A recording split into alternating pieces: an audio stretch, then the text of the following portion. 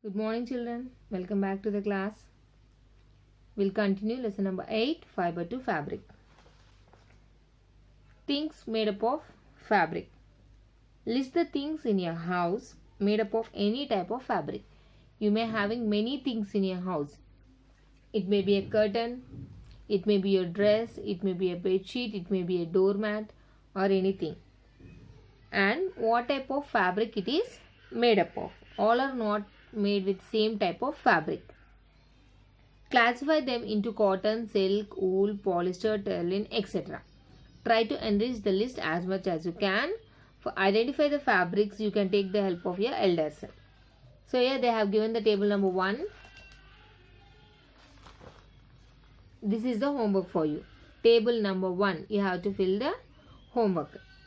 Type of fabric, things. If you don't have textbook also, no problem. Just you make a table like this. Here type of fabric. This here you have to write type of fabric. And here you have to write things made up of. Enrich the list as much as you can. Like cotton, wool, silk, terling, polyester. In this way you have to write the type of fabrics. And you have to write the things what are made up of this. Now example first one is cotton. With cotton what are the things made up of? Can you make sofa with cotton? Can you make cot with cotton? No. We can make towels, bed sheets. Towels, bed sheets. In this way you have to fill the box. Next wool. Next silk. Next polyester, linen, terling. In this way you have to write the type of fabrics and the things made up of. This is the homework for you. While writing, make a table like this. And it should be very neat. And mention your name, and your pic is not clear. Please send me the pic clearly. Now, which kind of fabric is being used more in your house? So, after filling the table, you will be knowing what type of fabric we are using more. How do you identify the type of fabric? Now, how come you know the cotton and the difference between the cotton, silk and woolen? Let us see. Cotton fabrics are somewhat thicker than polyester fabrics. So, cotton fabrics are thicker when compared to the polyester fabrics. That is, polyester fabrics are thin. Coarse fabrics cloths are heavier. Coarse cotton. Coarse cotton are very heavier. Coarse cotton little rough and they will be thick, heavier, weight. Heavier means the fabric is having weight. After washing, cotton clothes get wrinkled. Wrinkled in the sense, yesterday I told, it will come close together. After washing, the cloth will come close together. That is get wrinkled. And silk fabric is smooth to touch. Now this is about the cotton, and now silk fabric. Silk fabric is very smooth. When you touch, you can feel the smoothness. Whereas woolens are somewhat heavier than silk fabrics. Comparing to the cotton and the silk, woolen fabrics are having much weight. They will be heavier, and silk are smooth. Cotton is lightweight. So in this way, the differences by looking at the differences, you can know the type of fabric. And when you wash the silk, it does not change anything. But whereas cotton, it will get wrinkles. Try to find out the properties of each type of fabric. Cotton, wool, polyester. So what is the property of cotton? It is light in weight. It will get wrinkled after washing like this. Woolen, it is very heavier when comparing to the silk and cotton. And silk, it is very smooth in nature. So these are the properties. Which properties were you able to generalize for a particular type? So these are the properties what you have to generalize. Next, what are fabrics made up of? Till now we have learned types of fabrics and what are the things made up of. Now coming to the fabrics made up. What are the properties they have used to make a fabric? It is what the fabric has made. How is the fabric made up of? Now we are going to see this one. at a single fabric, it appears as a single. When you look at any fabric, it looks like only single piece. Now look it closely. What do you notice? Threads in the fabric. So when you look at a fabric, it will be very thick and it appears like a single piece. But when you look closer, otherwise with the help of a magnifying lens, pull out the threads one by one from the fabric. So you can see the threads in the fabric. Observe these threads. What did you observe? Yes, when you use a magnifying lens and when you observe, you can find some small threads in the single piece.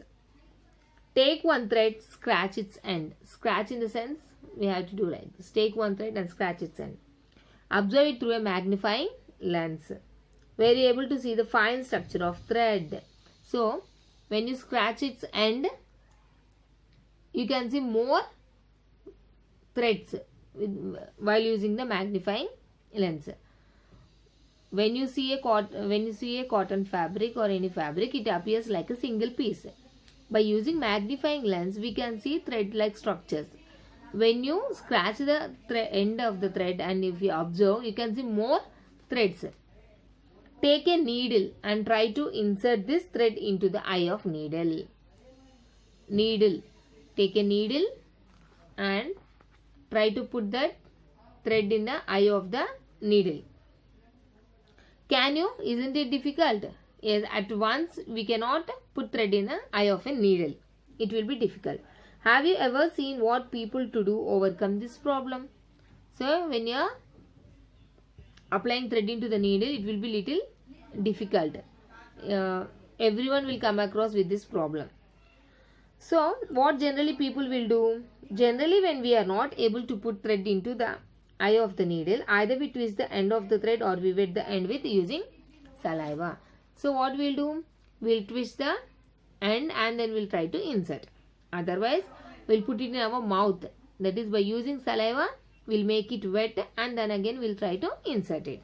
So, this is the common thing that you will observe daily in your life.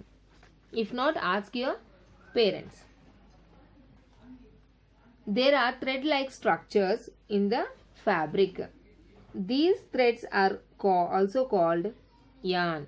You can see in the figure number 3, there are thread-like structures and these are called as yarn.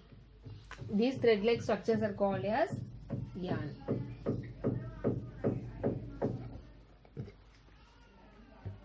So, fabric is made up of yarn. Yes, when you observe with magnifying lens, we are able to see lot of threads. So, these threads are called as yarn. So, now there is a conclusion that fabric is made up of yarn. It may be coming in the fill in the blank. Fabric is made up of dash yarn. The end of the yarn is separated into thin strands. Again, when you observe this single yarn, you can see many strands like this. You can observe in the figure number 3. This thin strand of thread is made up of still thinner strands. So, again when you twist this yarn, you will get the strand-like structures, and in the strand-like structures, if you observe, there are very smaller strands that you cannot see with your naked eye. These thinner strands are called fibers. So, what are these thinner strands are called as? Fibers. Every fabric is made up of yarn. Every fabric, it may be a cotton, it may be a wool, it may be a silk, it may be a polyester or terling. Every fabric is made up of yarn. And yarn is made up of small like strands. They are called as fibers. So, from fiber yarn is made, and from yarn fabric is made. If you are having a loose cotton in your house, you can observe it.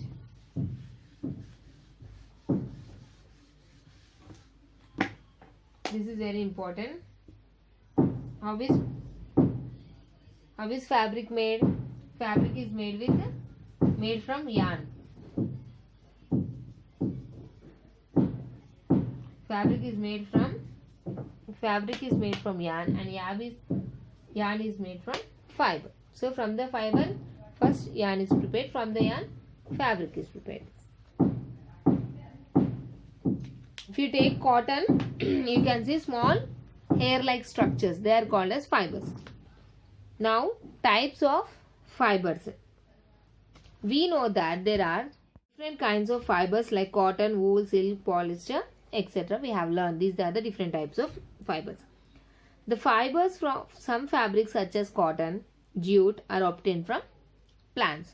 So, from where do these fibers are obtained? Cotton is obtained from the cotton plant. Jute fiber is obtained from the jute plant. Silk and wool are obtained from the animals. Silk is from silkworm and wool is from the sheep. The fibers that are derived from plants and animals are natural fibers. The fibers that have derived from the plants and animals are called as natural fibers. This is also an important point. Whenever I am saying that it is important, then you have to underline it. Nowadays, clothes are also made up of chemically developed yarn like polyester, terling, nylon, acrylic, etc. So, polyester, terling, linen, acrylic, these fibers are not natural fibers and they are called as artificial fibers, and they are made by using some chemicals. Do you know human beings in ancient times used leaves and skins of animals as cloths? So, we have learned so many times in social studies, early mans used to wear the leaves and animal skin as their cloths. Cloths were also made from metal.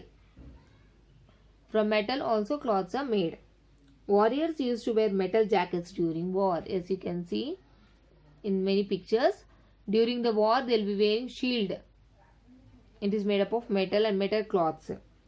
You can see cloths like these in historical museums or in television shows. So not only in the pictures, whenever you go to museum also, you can find these types of clothes. So this is all for today. Already I have mentioned the homework. Prepare the table. Take some elders' help and try to fill the table number 1. Thank you.